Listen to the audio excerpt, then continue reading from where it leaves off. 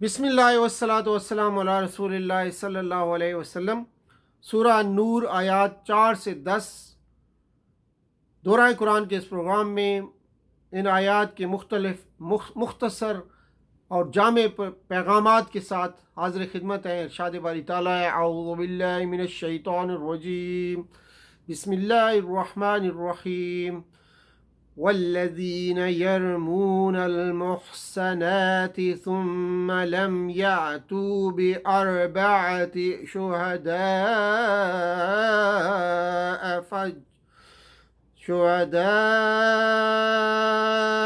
فاجلدوهم 80 جلدة ولا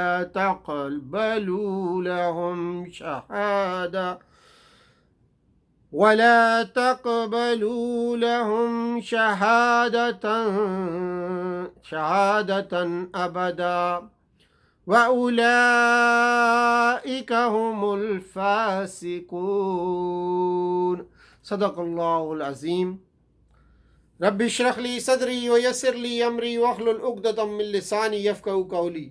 اللہم ارنا الحق حقا وارزقنا اتباعہ وارنا الباطل باطلا وارزقنا اجتنابہ، آمین یا رب العالمین۔ اب قذف کے معاملہ میں شہادت اور سزا کا قانون بیان ہو رہا ہے کہ شریف اور آزاد مومنہ پر جو لوگ زنا کی تہمت لگائیں ان کے لیے یہ ضروری ہے کہ وہ جرم کے 4 عینی گواہ پیش کریں۔ اگر وہ 4 گواہ معتبر پیش نہ کر سکیں تو ان کو 80 کوڑے لگائے جائیں، ہمیشہ کے لیے اس کو ساقط الشہادت یعنی اس کی کبھی بھی اس کی گواہی قبول نہ کی جائے۔ اس حکم کا منشا یہ ہے کہ معاشرے میں لوگوں کو آشنائیوں اور ناجائز تعلقات کے چرچے قطعی طور پر بند کر دیے جائیں۔ اس سے بے شمار برائیاں پھیلتی ہیں اور ان میں سب سے بڑی برائی یہ ہے کہ اس طرح غیر محسوس طریقے سے ایک عام زنا کا رواج ماحول زنا کا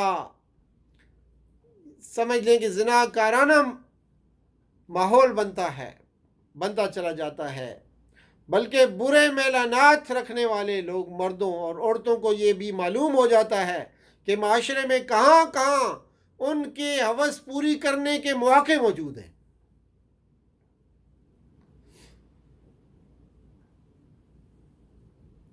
یہ حکم مرد اور عورت دونوں کے لیے عام ہے، یعنی الزام مرد نے لگایا یا عورت نے لگایا، دونوں کے لیے یہی سزا ہے۔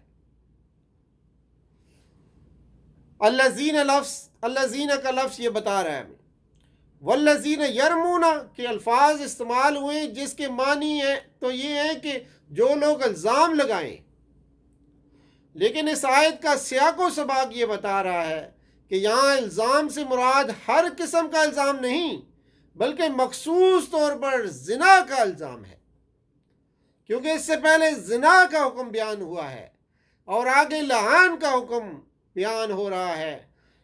ان دونوں کے درمیان اس حکم کا آنا صاف بتا رہا ہے کہ اس سے مراد زنا کا الزام ہے۔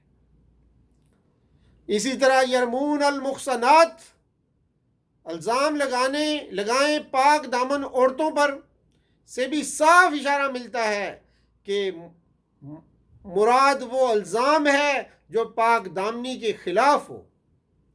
اسی طرح یہاں الزام لگانے والوں سے اپنے الزام کے ثبوت میں 4 گواہ لانے کا مطالبہ کیا گیا ہے، جو پورے قانون اسلامی میں صرف زنا کا نصاب شہادت ہے۔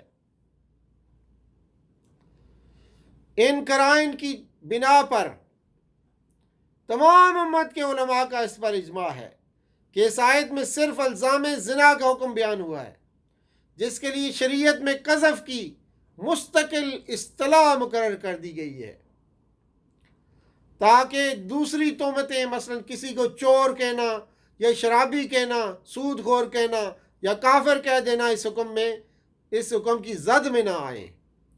کیونکہ ان کے لیے یہ سزا نہیں ہے، بلکہ قاضی ان کے لیے کوئی بھی سزا تجویز کر سکتا ہے۔ آیت میں اگرچہ الفاظ یرمون المحصنات، پاک دامن عورتوں پر الزام لگائیں استعمال ہوئے ہیں، لیکن یہ حکم صرف عورتوں پر الزام لگانے تک محدود نہیں ہے، بلکہ پاک دامن مردوں پر بھی الزام لگانے کا یہی حکم ہے، کیونکہ جرم کی شناخت میں قاذف یا مقذوف کے مرد یا عورت ہونے سے کوئی فرق نہیں پڑتا۔ لہذا قانون کی شکل یہ ہوگی کہ جو مرد یا عورت بھی کسی پاک دامن مرد یا عورت پر زنا کا الزام لگائے، اس کا یہی حکم ہے۔ یہاں محسن اور محسنہ سے مراد شادی شدہ مرد اور عورت نہیں، بلکہ پاک دامن مرد اور عورت ہیں۔ قاذف الزام لگانے والے میں یہ چیزیں پائی جانی چاہیے۔ پہلی بات ہے کہ وہ بالغ ہو۔ اگر کوئی بچہ قذف کا مرتکب ہو تو اسے تعزیری سزا تو دی جا سکتی ہے، لیکن اس پر حد جاری نہیں کی جا سکتی۔ وہ عاقل ہو، کسی مجنون اور دیوانہ پر حد جاری نہیں کی جا سکتی۔ یہ کہ اس نے اپنے آزادانہ، اپنے آزاد ارادے سے یہ حرکت کی ہو۔ کسی کے جبر سے الزام لگانے والا حد قذف کا مجرم قرار نہیں دیا جا سکتا۔ قاذف الزام لگانے والا، مقذوف یعنی جس پر الزام لگایا گیا ہے، اس کا اپنا باپ یا اس کی ماں نہ ہو۔ قاذف گونگا نہ ہو، بلکہ بولنے والا ناطق ہو۔ گونگا اگر اشاروں میں الزام لگائے تو وہ حد قذف کا مستوجب نہ ہوگا، امام شافعی رحمۃ اللہ علیہ کے اختلاف کے ساتھ۔ حد قذف کا حکم نازل ہوا تو لوگوں میں یہ سوال پیدا ہو گیا کہ غیر مرد عورت کی بدچلنی دیکھ کر تو آدمی صبر کر سکتا ہے اور معاملے کو نظر انداز کر سکتا ہے، لیکن اگر وہ خود اپنی بیوی کی بدچلنی دیکھ لیں تو کیا کرے؟ صبر کرے تو آخر کیسے صبر کرے؟ طلاق دے کر عورت کو رخصت کر سکتا ہے، لیکن اس عورت کو کوئی مادی یا اخلاقی سزا نہیں ملی۔ اور اسی قسم کے چند مقدمات بھی رسول اللہ صلی اللہ علیہ وسلم کے پاس پیش آئے، جن میں شوہروں نے اپنی آنکھوں سے یہ معاملہ دیکھا اور شکایت کی۔ اس پر یہ آیت نازل ہوئی۔ اس میں جو طریقے تصفیہ تجویز کیا گیا اسے اسلامی قانون کی اصطلاح میں لعان کہا جاتا ہے۔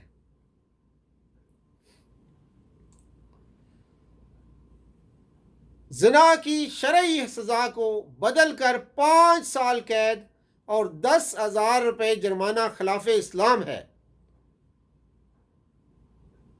زنا کی تہمت کی سزا 5 سال قید اور 10,000 روپے جرمانہ خلاف اسلام ہے۔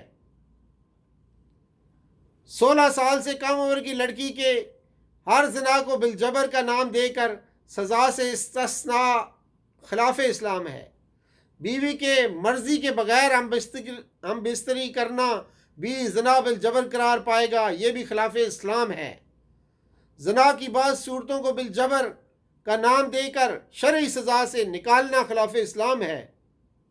زنا بالجبر کی سزا موت قرار دینا خلاف اسلام ہے۔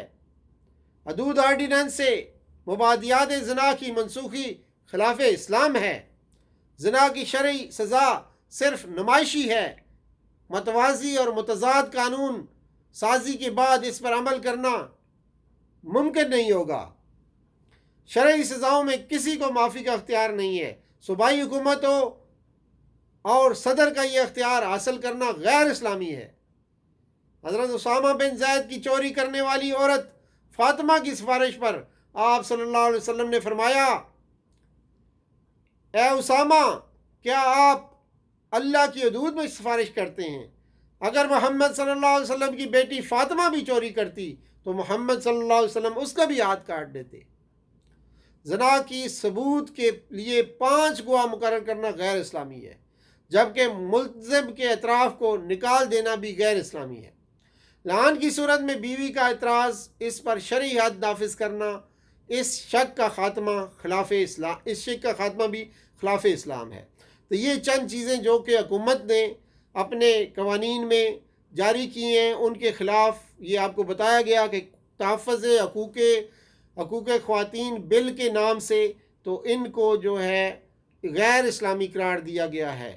علماء کرام کی رائے میں اور قرآن پاک کی ان آیات اور احادیث کی روشنی میں تو یہ چیزیں ہم نے یاد رکھنی ہے۔ اسی پہ اکتفا کرتے ہیں۔ وآخر دعوانا ان الحمدللہ رب العالمین وصلی اللہ تعالی علی خیر خلقہ محمد وعلی آلہ وصحبہ اجمعین برحمتک یا ارحم الراحمین۔ والسلام علیکم ورحمۃ اللہ وبرکاتہ۔